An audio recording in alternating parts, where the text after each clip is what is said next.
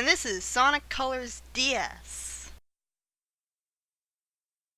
Clement never really fully did an LP on this game. He basically just combined it with his main Sonic Colors LP. So I'm basically showing a regular playthrough of the game, rather than just playing the levels and then replaying the cutscenes. So that's different. I hate how horribly compressed the music can sound, though. Like, especially here, like with the voice acting, you can tell that this is compressed for the DS. Also, well, this is a good game, but like the frame rate is kind of choppy here, and there's also some slowdown in the levels, although that's probably just my emulator causing this slowdown. Like, it's the point where the music plays slower than normal. There's really nothing I can do about that. It's all in the interest of showing off the game. And I don't have a 3DS capture card, so there's really no other way that I can do it. It is pretty impressive that they were able to show the CG cutscene off in a DS, though. Really makes it inexcusable the polygonal cutscenes of the Rush games. This right away shows how much better the story is. Sonic immediately says he doesn't trust Eggman, rather than him just being silent while Tails is an idiot and trusts him. And like, Tails isn't entirely portrayed as an idiot this time around. Like, he doubts him, but not to the point where he's like, still, an evil plot? I don't know. Unfortunately, the tutorial is just as useless as before. Although, well, not entirely, because as you can see, the gameplay has been radically changed since the past game. Like, I say that because, well, a lot of people think that this is basically Sonic Rush 3. But as you can see here, the gameplay is so radically different that I don't really understand how people can say that. To me, a Rush game is not a Rush game without the trick system and a playable blaze. With this, you've got the Stomp, which is kind of tedious since you have to do two different things to do it, rather than just having one button dedicated to it. And you've got the Slide, which you're never going to do in time because it's a 2D Sonic game, and you're always going to run into the wall because you don't know it's going to show up on the right side of the screen. And it's kind of awkward that's on a shoulder button of all things. But I like the homing attack at least. Like, this is how the homing attack should have been from the very first Rush game. Like, you just press the jump button mid-air and you do it. Unfortunately, the first act of the game does not leave a very good impression because of the sheer fact that you don't have any boost when you play it. I don't know who thought that was a good idea. It just makes the game look very dull right from the start. You don't really run that fast, and that's not even taking into account the slowdown. It's an alright level, like it certainly leaves a much better impression than Tropical Resort Wii version, which I found to be really dull, especially when you first play it when you don't really have that many wisps unlocked. And you should not be able to jump off those things. Why are you able to jump off those hangers? There's no benefit to that. And I don't like those things that you go into them, and often they just send you into another one of them to progress you even further. It just feels like padding. Like, you're not really... And it's especially annoying in the missions, where it just feels like they're just eating up your time limit, and you can't really do anything to speed up the amount of time that you'll be said in that section. And there's also short water sections in the very first level in the game. This is actually the first Sonic DS game where you could soar right over checkpoints and they'll activate themselves. I'm surprised it took them that long to do it. I mean, like, the Rush games were all about rushing forwards, but you always would soar over the checkpoints and you have to go back, and it was really tedious and bad design. I like the red rings here. But again, I don't really feel that motivated to get all of them. And also, I've heard that it can be really annoying trying to get all of the red rings. So, I don't really care enough to look up a guide to find out where all of them are. Like, the red rings basically give you unlockables, illustrations for the gallery and stuff. It's not really that big of a deal. It doesn't unlock Supersonic or anything.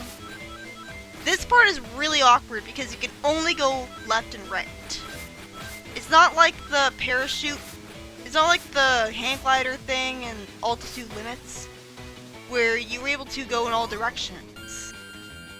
It feels like such an arbitrary restriction on your controls. So it's pretty easy to run into mines and stuff, and if you just stand still, then you're going to get hit. And you have to reach the end of a level with 50 rings in order to enter a special stage. And the stupid thing about the special stage system is that you can only get 1 emerald per zone, which is so idiotic. And I was pretty annoyed to find that out. Like, I thought I'd be able to get 2 emeralds from 1 zone, but no. But anyways, this is easily one of the best special stages in all of Sonic history. It's a special stage that's actually beatable. Imagine that. It makes such perfect use of the touchscreen controls of the Rush special stages. You have to collect every single one of these things to get a bonus orb. I don't think they should only give you 1 orb from that. Although considering how generous this game is with the orbs, it might be kind of overkill to give you like 7 orbs for getting all of them. Hit that thing, and you get a huge amount of them, which is another mercy. These special stages are so merciful. The problem I have though is that they drag themselves out to a ridiculous extent. Because they're so simple and like simple, it kind of feels dull because it's just doing the same thing over and over.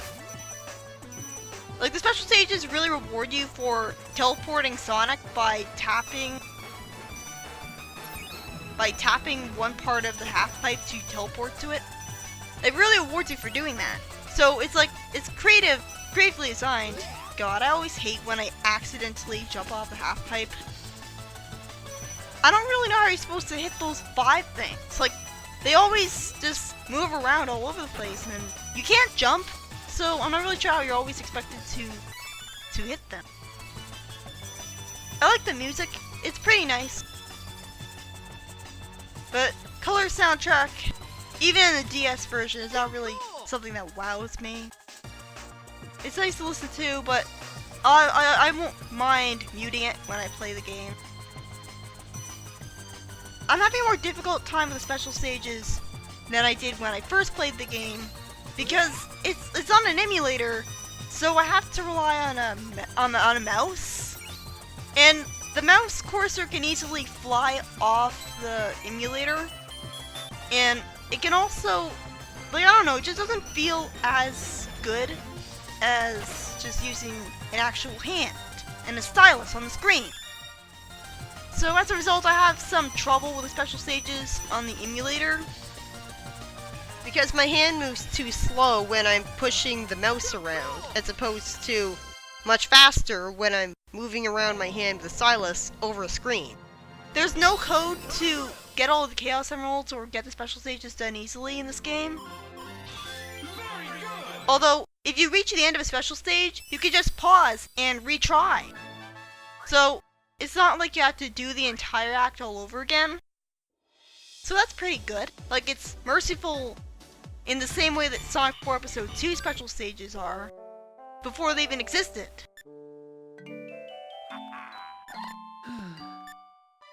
Already we have a story that's better than the Wii version, because here, we more obviously show off how they'd never seen Orbo and Cubot before. Although, to be honest, I prefer the idea that Orbo and Cubot have always been around. A lot has changed about the boost system. Like, you can't overcharge the boost and have an infinite amount of it temporarily, like in Rush. And you can't get boosts from checkpoints either. You can only get it from wisps and enemies.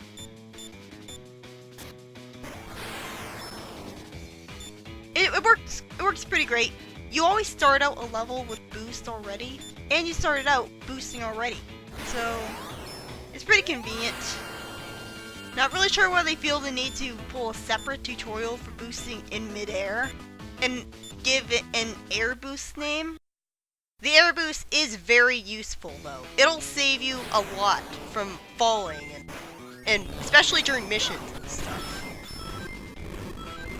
And like, did they really need to dedicate a whole tutorial to that? They could have just said, press Y to do the boost.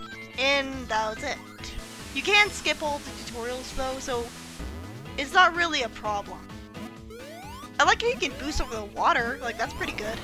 And because it has the same physics as in Sonic Rush, the platforming is a lot better because you can fully, precisely land on the platforms that are right below you. Unlike in Colors Wii, where you're always just overshooting the platforms and you have to stomp every single time. In Colors DS, you can just let go of the control pad and you're guaranteed to land on the platform right below you. So I think that's pretty good design. It doesn't really look like that stone wall can be broken through with the boost, but okay, I'll take it. There's empty wisp capsules. Like, you still have to unlock the wisps. But for the most part, this game does a thing where it restricts wisps to certain zones. Like, to a much greater extent than in the Wii version. Like, generally each zone has their own specific wisp gimmick. And it's not like you can unlock a huge amount of different wisps for each zone by progressing through the game. So there's less replayability than in the Wii levels, unless you ignore the fact that this is more designed like a Sonic game. Because the level design in Sonic Colors DS is all about going fast, because it's about boosting. And that's Sonic-like. And there's platforming, which is actually handled well, because you can actually have good controls. So it does just about everything better than Colors Wii, but I don't know. I guess I prefer it to Colors Wii. It's an alright game. It's not something that I'm totally excited about though. I like how the levels don't drag themselves out for a ridiculous extent. Like, this level's already over. Although, again, the victory screen doesn't tell you the time limit. It just says a random time bonus. I like how Tails complimented him. Like, that was so sweet. That line that he said. And Sonic had a bashful character portrait. Like, I like the character portraits in this game. I still hate the fact that they use visual novel style cutscenes. But, like, I guess this game was pretty low budget. Like, that's the thing about the DS games. Maybe they have a low budget. I like how he said, made by a monster. Like, he basically just called Eggman a monster. There's no logical reason for Orbot to be giving him a mission. Like, sometimes the reasoning for giving him missions is so contrived and arbitrary. And I don't understand why they would think that the Chao is a wisp. I mean, shouldn't they be programmed to know what the wisp look like so they can't make that mistake? And like, Orbot is usually portrayed as smarter than Cubot, and like he even calls him adult in that cutscene. So that's good. But he's still stupid enough to think that Chao is a wisp, and that keeps happening in like the other two missions. Like, that's another thing, is that Cream just keeps showing up in this zone twice after this, and it gets really repetitive. I was expecting to see another character for the next mission, but no, it's just Cream again, and it does the exact same premise as before. Anyways, this mission is absolute bullshit, and it took several different attempts for me to beat it when I first played the game. It's so easy for you to get cheated out of Wisp, especially that one, because you just boost right past it. And not to mention there's a spring that sends you back, and honestly, it's just not very well designed at all. And look, I cleared it in just like 4 seconds after the time limit. And what reason do they have to run away and stop trying to fulfill their mission just because you completed a mission that has nothing to do with anything? I don't want to have to complete missions that are bullshit hard just to see all the dialogue that these characters have to offer.